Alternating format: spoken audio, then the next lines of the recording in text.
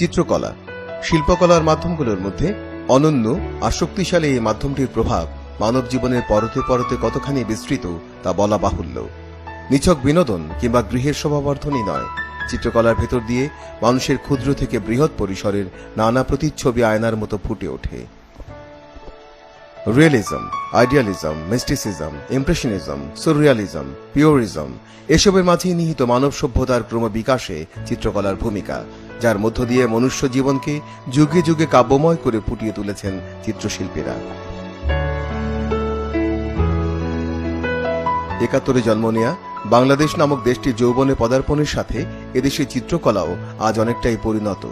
যদিও এই প্রাচ্য দেশটি চিত্রকলা যাত্রা শুরু হয়েছিল তার জন্মেরও অনেক আগে, ফলে প্রাচ্য চিত্রকলা রয়েছে এক গৌরবোজ্জ্বল ইতিহাস ও ঐতিহ্য। এই গৌরবোজ্জ্বল ঐতিহ্যের পথ ধরেই প্রাতিষ্ঠানিক শিল্প শিক্ষায় প্রাচ্যকলা অর্থাৎ প্রাচ্য চিত্রকলা এগিয়ে চলেছে। আর এই পথ চলায় যাদের অবদান স্বীকৃত তাদেরই একজন সমকালীন দ্বিতীয় প্রজন্মের চিত্রশিল্পী সমরজিৎ রায় চৌধুরী।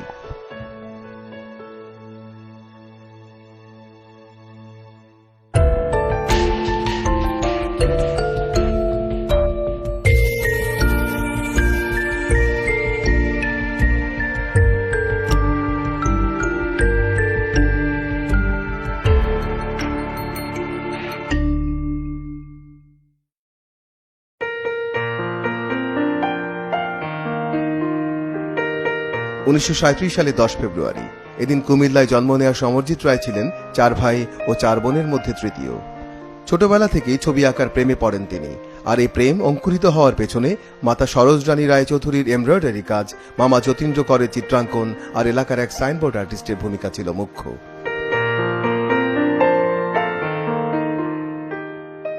আমি যেখানটায় থাকতাম কুমিল্লা শহরে, বেশ কিছু শিল্পী তখন কলকাতা আর্ট কলেজে পড়াশোনা করতেন। তার আগেও কিছু শিল্পী কলকাতা আর্ট কলেজ থেকে পাশ করে কুমিল্লারই ছিলেন, তারা বিভিন্ন জায়গায় পরে চলে যান। তখন আমি স্কুলে পড়ি, কিন্তু ছবি আঁকার প্রতি একটা আকর্ষণ ছিল। ওনারা সেগুলি দেখে আমাকে নানা রকমভাবে সহায়তা করতেন এবং এই প্রবেশিকা পাশ করার পর কলকাতা আর্ট কলেজে পড়ার উৎসাহ দিতেন। এইভাবেই ক্রমে ক্রমে ছবি আঁকা শুরু করি এবং মেট্রিক পাস করার পরে আমি ঢাকা আর্ট কলেজে ভর্তি হই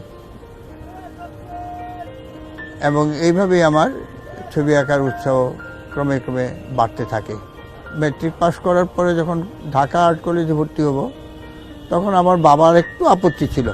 আপত্তিটা ছিল একটা বাস্তব কারণে, সেটা হলো সেই সময়ে আর্ট কলেজে পড়ে জীবিকা নির্বাহ করা খুব কঠিন কাজ ছিল।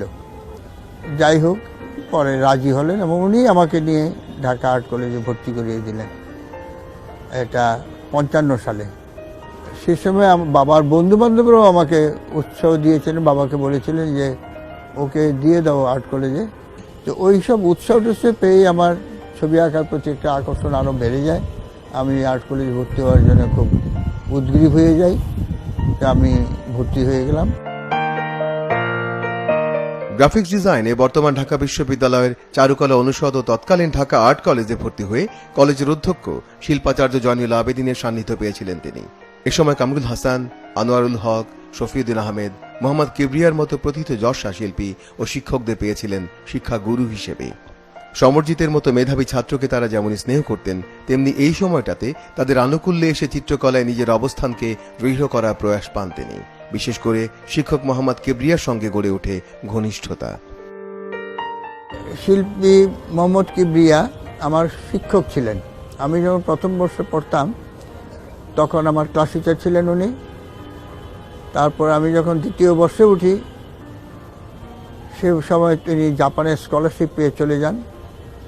প্রায় 5-6 বছর পর উনি দেশে ফিরে আসেন।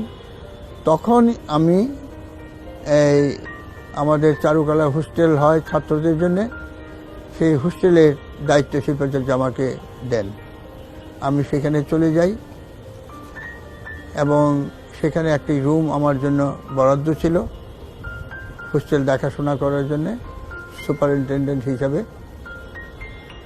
তো আমার সঙ্গে প্রথম দিকে আমি সহকারী হিসেবে কাজ করেছি, সহকারী সুপারিনটেন্ডেন্ট, এবং আমার শিক্ষকই একজন ছিলেন সিনিয়র এবং উনি ছিলেন এই সুপারিনটেন্ডেন্ট। বছর 2-3 পর আমাকে আবার নিয়োগ দেওয়া হলো সুপারিনটেন্ডেন্ট হিসেবে। আমি নিয়োগ পাই এবং সেখানে বসে বসে কাজ করি। কিবরিয়া স্যার তখন জাপান থেকে ফিরে আসেন এবং এসে থাকার জায়গা ওনার ছিল না। তখন শিল্পাচার্য জয়নুল আবেদ আমাকে বললেন যে তোমার সাথে কিবরিয়া থাকবে, তোমার ঘরটা তো বড় আছে, অসুবিধা হবে। আমি বললাম না, উনি আমার শিক্ষক ছিলেন, উনি থাকলে আমার পরম সৌভাগ্য আমি মনে করব, কারণ আমি আরও অনেক কিছু শিখতে পারবো। আমি তাই শিখেছি অনেক কিছু। প্রায় 7 বছর আমরা একসাথে ছিলাম, একই রুমে, পাশাপাশি বেডে, এবং তখন ওনার অনেক এই জ্ঞানের কথা, শিক্ষার কথা, অনেক মজার কথা, যা আমাকে পরবর্তীকালে খুব সাহায্য করেছে ছবি আঁকতে।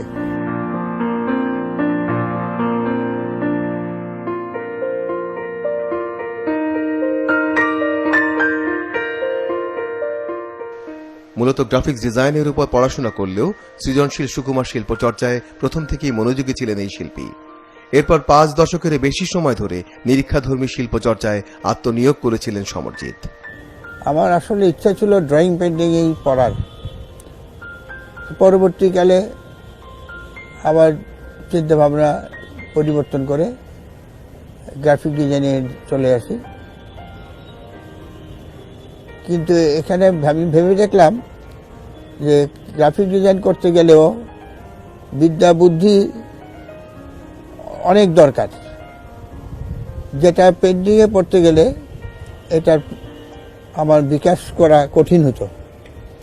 আমি সেই জন্যেই আমি গ্রাফিক ডিজাইনটা নিয়েছিলাম। আমাদের হাতেই করতে হতো সব কাজ, সেই সময় কম্পিউটার ছিল না। পরবর্তীকালে এগুলি এখনকার শিল্পীদের অনেক সহায়ক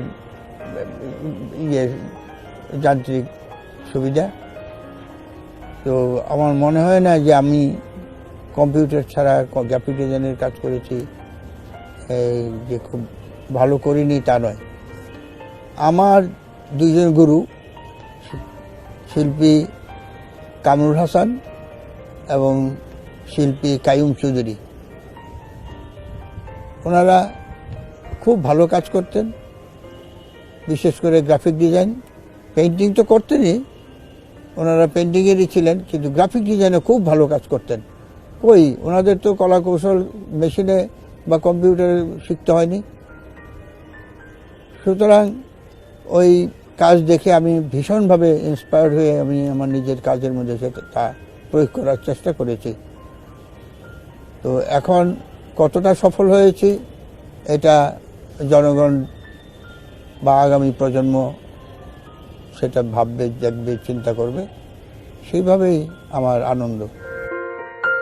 দেশ বিভাগের পর 1948 সালে প্রতিষ্ঠিত বাংলাদেশ চারুকলা শিক্ষা প্রতিষ্ঠানে শিল্পাচার্য জয়নুল আবেদিন প্রতিষ্ঠা করেন government institute of art college. বাংলাদেশের চিত্রকলা মূলত আধুনিক হলেও তা বিশেষ কোনো ধারায় প্রবাহিত নয়।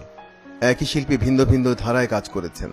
কখনো লোকজ ধারায় হালকা প্রাথমিক রং ও দ্বিমাত্রিক ডিজাইনের মাধ্যমে কিংবা আবহমান বাংলার প্রকৃতির চিত্র ফুটে উঠেছে তাদের শিল্পকর্মে, আবার কখনো পাশ্চাত্য শিল্পকলার ভাবও উঠে এসেছে তাতে। প্রাচ্য চিত্রকলা হলো আমাদের চিত্রকলা, আমরা প্রাচ্য দেশীয় মানুষ। আর পাশ্চাত্য জগৎ হলো যার বাস্তব সম্পন্ন, তার উপরে রস সৃষ্টি করে বিকাশ করা। সবটাই সুন্দর, সবটাই ভালো। এই জাপান, চীন, ভারত যে ধরনের কাজ করে, এটা আমরা পাশ্চাত্য দেশের মানুষ, পাশ্চাত্য ভাবনা চিন্তা, পাশ্চাত্য ধ্যান ধারণা, পাশ্চাত্য কলা কৌশল, এগুলি প্রয়োগ করে আমরা ছবি আঁকি। পাশ্চাত্য যেটা ছবি আঁকার মূল ভাবনা, এবং যখন আমরা ছবি আঁকবো তখন পাশ্চাত্য ধারা চিন্তা করেই আমরা ছবি আঁকবো। আমাকে বাস্তবতাকে মেনে নিয়েই কাজ করতে হবে। বাস্তবে এই ধরন ধারণ, আলো ছায়া, ড্রয়িং, সেগুলি আমাকে পাশ্চাত্য ধারায় শিখে নিতে হবে, তারপরে আমি নানা স্টাইলে কাজ করতে পারি। কিন্তু এটা হবে এই একটা সিস্টেমের পর আরেকটা সিস্টেম ক্রমাগত প্রসার করে কাজ করা।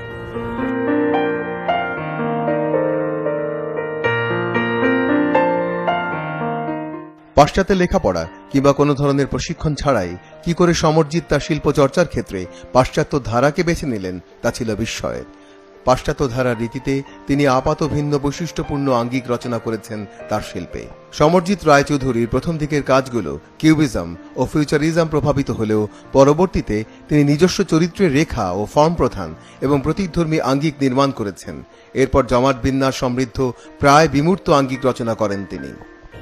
যেমন লোকশিল্প আমাদের এই যারা এগুলি করে তারা কিন্তু মোটেই শিক্ষিত না, বলতে মানে তথাকথিত শিক্ষা, কিন্তু তাদের যে শিক্ষাটা তারা এই কোনো প্রাতিষ্ঠানিক শিক্ষা নাই, কিন্তু প্রাতিষ্ঠানিক শিক্ষা না থাকলেও তাদের যে ভাবনার জগৎটা এটা সেই পরিবেশে থেকে সেই ভাবনা বিকশিত করে তাদের কাজ সমাধা করে। আমরাও সেরকম আমাদের কাজকে বিকাশ লাভ করাতে আমাদের এই যে চিন্তা ভাবনা চেতনা এইগুলিকে সমন্বয় করেই আমাদের কাজ আমরা এগিয়ে নিতে চাই, আমরা এগিয়ে নিয়ে থাকি। এটাই শিল্পীর কাজ।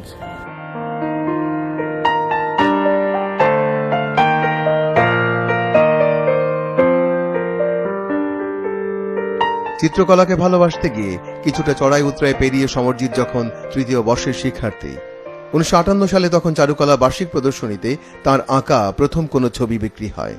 জীবনের প্রথম উপার্জনের সেই পুরো টাকাটাই পরিবারকে দিয়েছিলেন তিনি। দেশে বিদেশে প্রায় 250টিরও বেশি প্রদর্শনীতে অংশ নেয়া কীর্তিমান এই শিল্পীর একক চিত্র প্রদর্শনী অনুষ্ঠিত হয় 1983 সালে 46 বছর বয়সে। বাংলাদেশ শিল্পকলা একাডেমি আয়োজিত ওই প্রদর্শনীতে স্থান পেয়েছিল 60টি শিল্পকর্ম, যার মধ্যে তেল রঙে 30টি, গোয়াশ 16টি, 5টি প্যাস্টেল, 3টি এচিং ও 6টি ড্রয়িং। প্রদর্শনী উপলক্ষে contemporary art series of Bangladesh নামে একটি পুস্তিকাও প্রকাশ করেছিল একাডেমি। তারপরে আমি আরো 6টা প্রদর্শনী করি বিভিন্ন গ্যালারিতে, কিছু ব্যক্তিগত প্রতিষ্ঠানের মাধ্যমে। সেগুলি করে আমার যে কাজের প্রত্যেকটার মধ্যেই একটা ছিল, পরিবর্তন ছিল, কিছু কিছু পরিবর্তন। আস্তে আস্তে এটা সবার বেলায় হয়,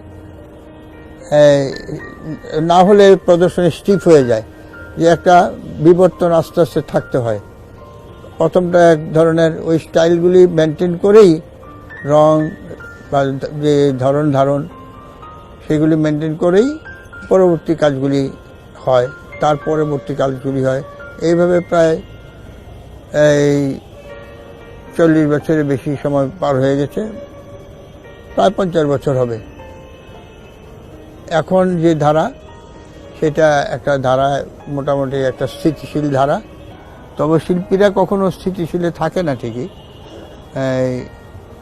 একটা কিন্তু মূল ধারাটা ঠিক রাখে, সেটা রেখে তাদের কাজ করতে থাকে। আমিও সেরকমই কাজ করেছি।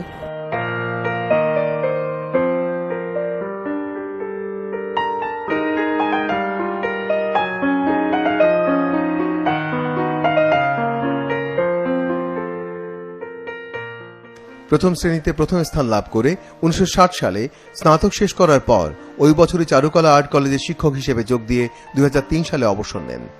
এরপর 2010 সাল পর্যন্ত তিনি Shanta Mariam university of creative টেকনোলজিতে fine art and performing arts বিভাগের ডিন হিসেবে দায়িত্ব পালন করেন।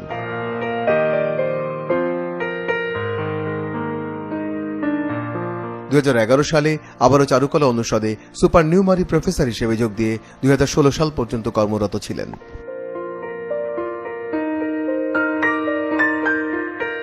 সমরজিৎ রায়চৌধুরী সম্পর্কে বলতে গেলে অনেক কথা বলতে হবে, তবে আমি যদি তাকে আরেকটু ছোট ক্যানভাসে আনি তাহলে বলতে হবে যে একজন সবচেয়ে গুণী মানুষ বলতে যা বোঝায় সমরজিৎ রায়চৌধুরী তাই।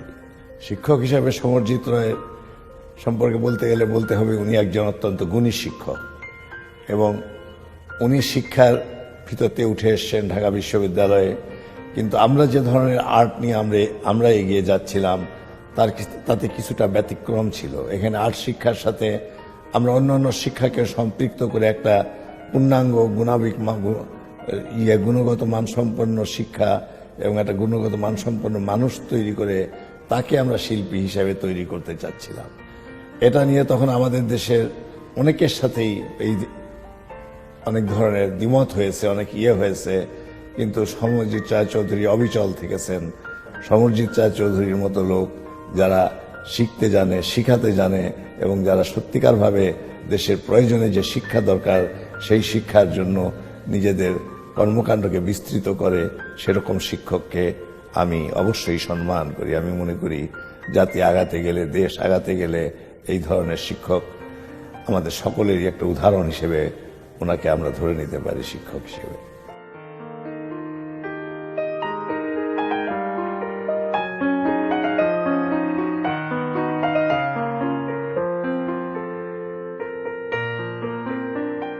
মেধাবী ছাত্রী হিসাবে শিক্ষকদের কাছে যেমন স্নেহধন্য ছিলেন, তেমনি শিক্ষকতা পেশায় নিয়োজিত হওয়ার পর নিজ শিক্ষার্থীদের কাছেও তিনি হয়ে ওঠেন পরম শ্রদ্ধা আর অনুকরণীয় ব্যক্তিত্ব। নতুন প্রজন্মের কাছে রায়চৌধুরী আধুনিক চিত্রকলার একনিষ্ঠ পূজারী। যুদ্ধোত্তর বাংলাদেশ প্রথম শিক্ষার্থী হিসাবে, চারুকলা শিক্ষার্থী হিসাবে আমরা যখন ঢাকায় আসলাম, তখন স্যারকে আমরা পেয়েছি আমাদের বাবা মার পরে একজন অভিভাবক হিসাবে। তো তার কাছ থেকে আমি বিশেষ করে যখন হোস্টেলে ছিলাম, আমার ঠিক পাশের রুমটাতেই সমরজিৎ স্যার থাকতেন। তো উনাকে আমি খুব কাছ থেকে দেখার সুযোগ হয়েছে এবং উনাকে পর্যবেক্ষণ করার আমার সুযোগ হয়েছে এবং উনিও আমাকে সেই আমার শিক্ষা জীবনে আমাকে অনুপ্রাণিত করেছেন বিভিন্নভাবে। আমি তার ছবি থেকে অনেক কিছু পেয়েছি, আমি অনুপ্রাণিত হয়েছি এবং ছাত্রছাত্রীরা অনুপ্রাণিত হয়েছে এবং তিনি এই ছবির মাধ্যমে কিন্তু তিনি উনাকে প্রতিষ্ঠিত করেছেন একজন ডিজাইনারের পাশাপাশি। সমরজিৎ স্যারের কাছ থেকে প্রত্যক্ষভাবে শিক্ষা পেয়েছি, হাতে কলমে শিক্ষা যেটা বলে। আর আমি মূলত গ্রাফিক্স, লোগো ডিজাইন, কমিউনিকেশন ডিজাইনে আমার বেশি উৎসাহ ছিল। আর সমরজিৎ স্যার দেখতাম ওই বিষয়গুলোকে নিয়ে খুব ভালোভাবে আমার সঙ্গে আলোচনা করতেন। শিক্ষক হিসেবে তার যে শিক্ষক সত্তা, সেটা খুব কাছ থেকে আমরা অনুধাবন করেছি। সমর স্যারের লোগোর একটা বড় বৈশিষ্ট্য হচ্ছে জ্যামিতির ব্যবহার। পুরোপুরি জিওমেট্রিক একটা ফর্মে উনি লোগোর বিষয়গুলোকে কনভার্ট করতেন। তার সঙ্গে সেই বিষয় অনুযায়ী যদি কোনো রকম ছন্দ আরোপ করতে হয়, সেটা খুব পারফেক্টলি উনি করতেন এবং সেটা আমাদেরকে ধরে ধরে উনি শেখাতেন।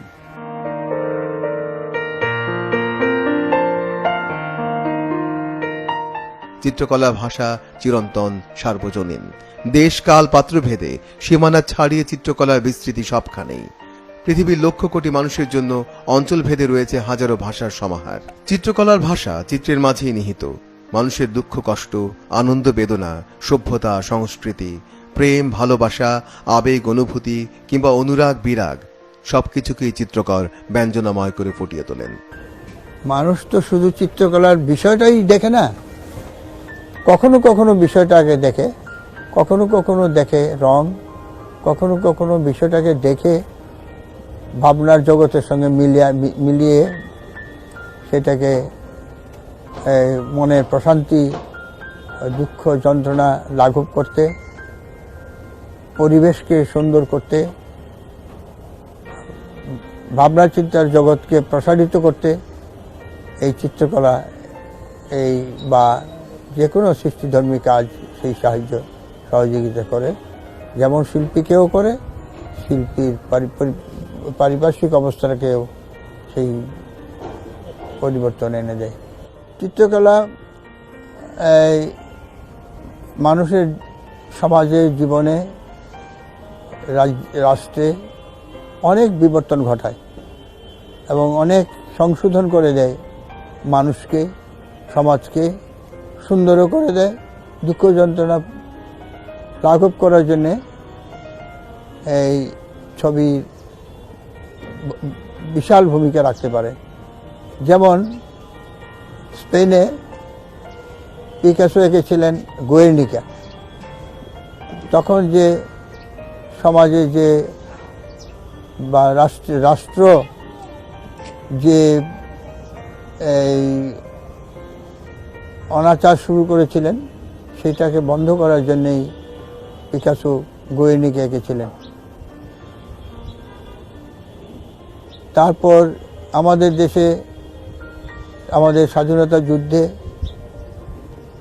যে হত্যা হয়েছিল নারী পুরুষ নির্বিশেষে, সেইগুলি বন্ধ করার জন্যে শিল্পী কামরুল হাসান পোস্টার করেছিলেন যে এই জানোয়ারদের হত্যা করতে হবে। এইভাবে শিল্পাচার্য জয়নুল আবেদিন মহা এই বিশ্বের জাগরণের জন্যে দুর্ভিক্ষ ছবি এঁকেছিলেন। সেই দুর্ভিক্ষ মোচন করতে ওনার কাজ খুব ভূমিকা রেখেছিলেন। এইভাবে শিল্পকলা মহাবিশ্বে মহা কর্মের ভাবনায় সেগুলি বন্ধ করতে সহায়ক হিসেবে কাজ করেছে। 1961 থেকে 82 সাল পর্যন্ত প্রদর্শনীগুলোতে তার কাজগুলো তেমন সাড়া না ফেললেও 1983 প্রথম একক প্রদর্শনীর দ্বারা একজন প্রতিষ্ঠিত শিল্পী হিসেবে দেশে জায়গা করে নেন। বিষয়বস্তু হিসেবে সমরজিৎ বেছে নেন নিসর্গ। 50 ও 60 দশকে মোহাম্মদ কিবরিয়া, আমিনুল ইসলাম, মুর্তজা বশির, কাজী আব্দুল বাসেত ও কায়ুম চৌধুরীর মতো প্রখ্যাত শিল্পীরাও মূলত এই ধারায় কাজ করেছেন। তার মতে শিল্পী মাত্রই তার নিজস্ব একটি স্টাইল তৈরি করে।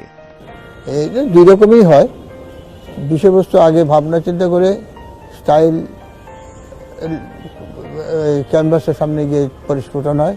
আমার যেটা মনে হয় যে অ্যাবস্ট্রাক্ট কাজ করতে গেলে তখনই রং নিয়ে হাতে নিয়ে কীভাবে কী করবো, কি কোনটার পরে কোনটা লাগাবো, কোনটা হয়তো এখানে একটা বৃত্ত দিব, ওইখানে একটা এই স্কোয়ার দিব, ওইখানে একটা লাইন দিব, ওইখানে ত্রিভুজ আঁকবো। এই যে এইগুলি তখনই হয়, এটা আগের থেকে ভাবনা চিন্তা হয় না। এটা বলতে পারি আমরা যে অ্যাবস্ট্রাক্ট কাজের বেলায় এই ধরনের ব্যাপারটা ঘটতে পারে, ঘটে থাকেও। কিন্তু বাস্তব ছবি আঁকতে গেলে রিয়েলিজম যেটা আমরা বলি, আগে থেকেই ভাবতে হয়।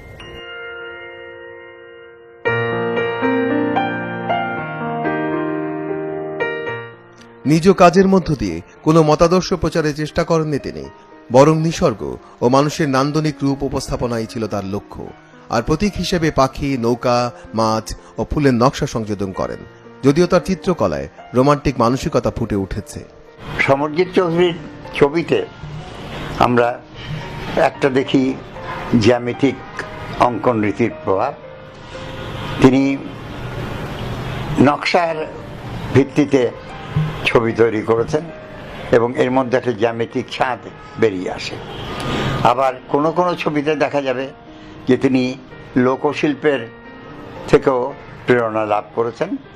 সেই পুরনো লোকশিল্পীরা যেভাবে পাখি আঁকতেন বা একটা ঘর বাড়ি আঁকতেন, সেরকম কাজও তিনি করেছেন। এর মধ্যে বৈচিত্র্য আছে। অর্থাৎ আমি যেটা বলতে চাই সেটা এই যে সমরজিৎ রায়চৌধুরীর কাজ একদিকে লৌকিক বৈশিষ্ট্য থেকে প্রেরণা নেওয়া, অন্যদিকে আধুনিকতার স্পষ্ট প্রভাবমণ্ডিত। আমি মনে করি যে আমাদের চিত্রশিল্পের জগতে সমরজিৎ রায়চৌধুরীর স্থান স্থায়ী এবং যত সময় যাবে তত বেশি আমরা তাকে বুঝতে পারবো, দেখতে পারবো এবং তার কাজ আমাদের সকলের কাছে সমাদৃত হবে। সমরজিৎ পাশ্চাত্য ধারায় ছবি আঁকলেও শিল্পকলায় শিক্ষালাভ কিংবা চর্চায় তিনি দেশের মধ্যেই আত্মনিয়োজিত ছিলেন। এমনকি 2000 সালের আগেও তিনি বিদেশে কোনো একক চিত্র প্রদর্শনীতে অংশ নেননি। 2008 সালে জার্মানিতে তার প্রথম একক প্রদর্শনী অনুষ্ঠিত হয়। জার্মানিতে আমার একটি কাজ, বেশ কিছু কাজ আমি নিয়ে গেছিলাম। সেগুলি ওয়াটার কালার এবং ওয়াটার কালার এবং লাইন লাইন দিয়েও কিছু কাজ টাজ করা, সব এইসব প্রদর্শনী হয়েছিল একটা প্রাইভেট গ্যালারিতে। সেখানে যিনি আয়োজন করেছিলেন ওনার দৃষ্টিতে ওনার খুব ভালো লেগেছিল, আমি এটা জানতে পারি। এরপর ৭৭ বছর বয়সে দৃশ্যান্তর বা মন্তাজ শিরোনামে ঢাকায় প্রদর্শিত হয় তার অসাধারণ একক চিত্র প্রদর্শনী। মহান মুক্তিযুদ্ধের উপর একাধিক ছবি এঁকেছেন তিনি। এঁকেছেন স্বাধীনতার স্থপতি, জাতির জনক বঙ্গবন্ধু সহ দেশের শ্রেষ্ঠ সন্তানদের প্রতিকৃতি।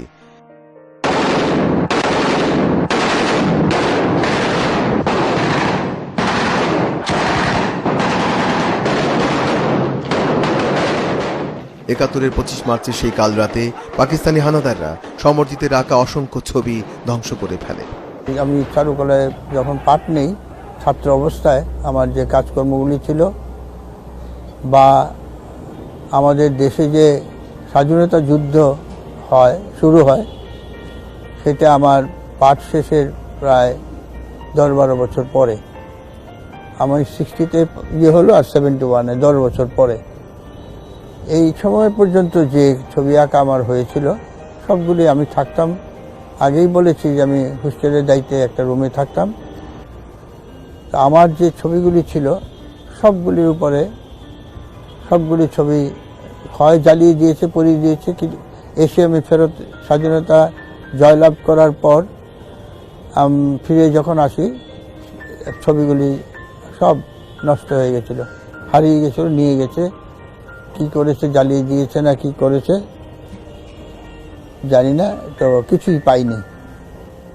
এই যে দুঃখ যন্ত্রণা আমার বেশ কিছুদিন হয়েছিল। কাজ ভালো মন্দ সেটা না, আমার এই ডকুমেন্টগুলি সব চলে গেল যে আমার ছাত্র অবস্থায় কি কাজ করেছিলাম। একটা ছবিও আমি ফেরত পাইনি। আরও কিছু পেন্টিং ছিল, সেগুলিও নষ্ট করে দিয়েছে, নিয়ে গেছে। সবারই হয়েছে, ছাত্রছাত্রীদেরও কাজ যা ছিল কাজকর্ম সবই নষ্ট হয়েছে। এই যন্ত্রণা আমার আজও আছে।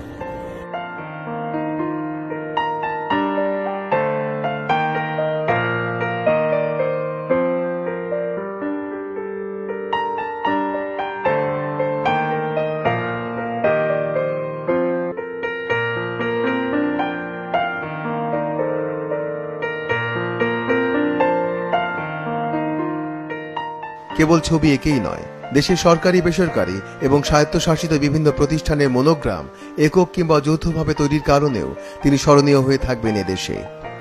দেশের উচ্চ আদালত থেকে শুরু করে প্রাচ্যের অক্সফোর্ড খ্যাত ঢাকা বিশ্ববিদ্যালয়, কেন্দ্রীয় পাবলিক লাইব্রেরি, বাংলাদেশ নৌবাহিনী, বুলবুল ললিতকলা একাডেমি, সাফ গেমস সহ অসংখ্য প্রতিষ্ঠানের মনোগ্রাম তৈরির পেছনের কারিগর তিনি। এছাড়া বিভিন্ন বইয়ের প্রচ্ছদ, মোরাল ডিজাইন এবং অসংখ্য পোস্টার, সনদ, ক্যালেন্ডারের জন্য ছবি আঁকতে সমরজিতের তুলি সচল থেকেছে দশকের পর দশক।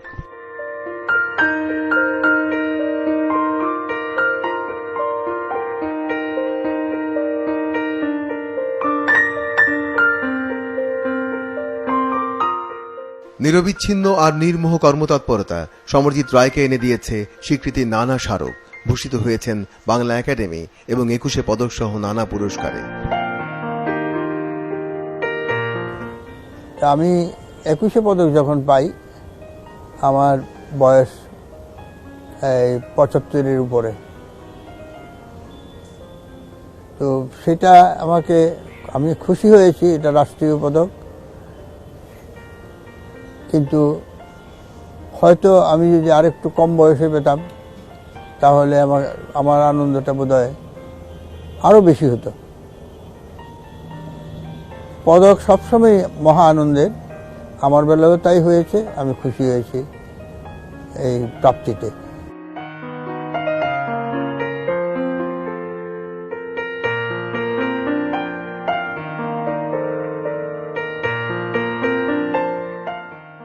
সমরজিতের দৃষ্টিতে নতুন প্রজন্মের শিল্পীরা আগের প্রজন্মের চেয়ে অনেক এগিয়ে। তার মতে নতুন প্রজন্মের শিল্পীদের চিন্তা চেতনা অনেক প্রসারিত, তাই এই প্রজন্মের শিল্পীদের প্রতি শুভকামনা রয়েছে তার।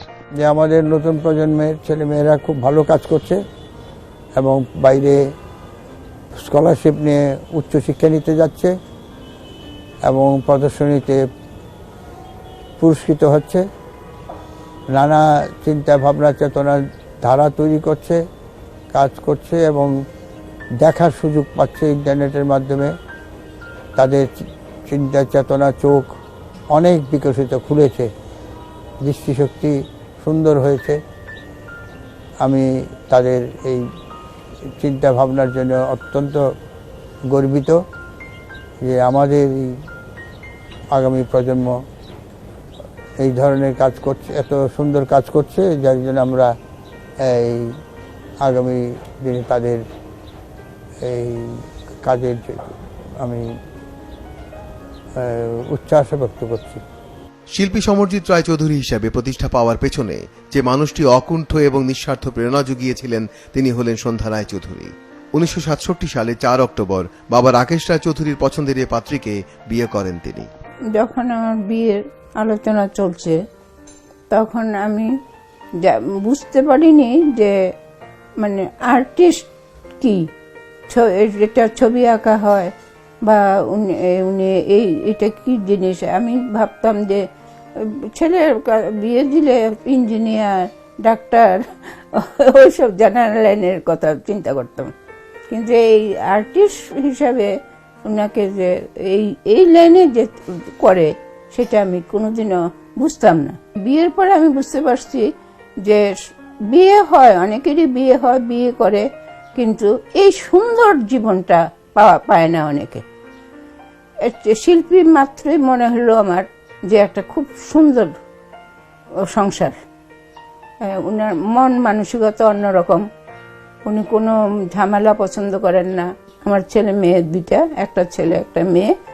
তো ছেলে মেয়েও আবার ওর বাবার ভক্ত খুব, আর 2টা নাতি নাতনিও দাদু বলতে অজ্ঞান।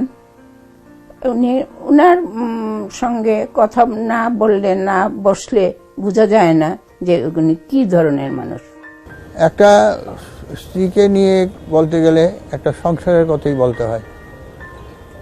সংসার তার হাতে, সেখানে আমার হাতে সংসারে যতটুকু কাজ করা হয়েছে ততটুকুর বাইরে হলো আমার ব্যক্তিগত কাজকর্ম, ছবি আঁকা।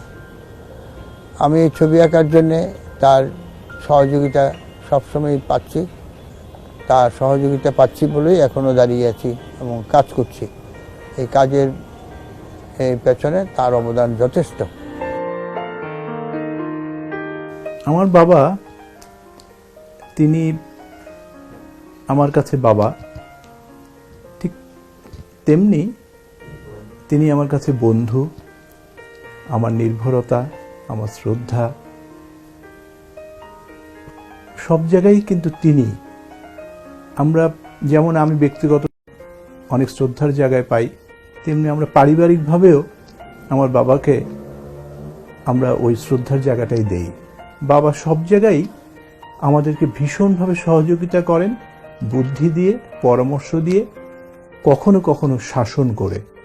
তো সবকিছু মিলিয়ে আমার বাবা কিন্তু আমার কাছে একটা নির্ভরতার জায়গা, একটা আস্থার জায়গা, একটা বিশ্বাসের জায়গা, একটা শ্রদ্ধার জায়গা।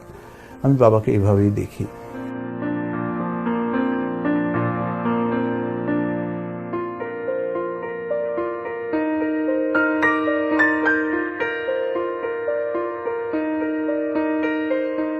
যাপিত জীবনে নিভৃতচারী সহজ সাধারণ এই মানুষটির শিল্পকর্মের ভাষায়ও রয়েছে সরলতা ও পারিপার্শ্বিকতার ছাপ। 83 বছর বয়সেও তিনি ক্লান্তিহীনভাবে এঁকেছেন একের পর এক ছবি। প্রকৃতির অমোঘ নিয়মে হয়তো একদিন থেমে যাবে সমরজিতের রং তুলি, কিন্তু চিত্রকলার জগতে তার এই দীর্ঘ পথ চলা রূপকথার মতোই এদেশের শিল্পপ্রেমী মানুষের হৃদয়ে তাকে বাঁচিয়ে রাখবে অনাদিকাল। নতুন প্রজন্মের অনুপ্রেরণার পাশাপাশি আধুনিক চিত্রকলার অগ্রযাত্রায় পথ দেখাবে তাঁর অনন্য শিল্পকর্ম।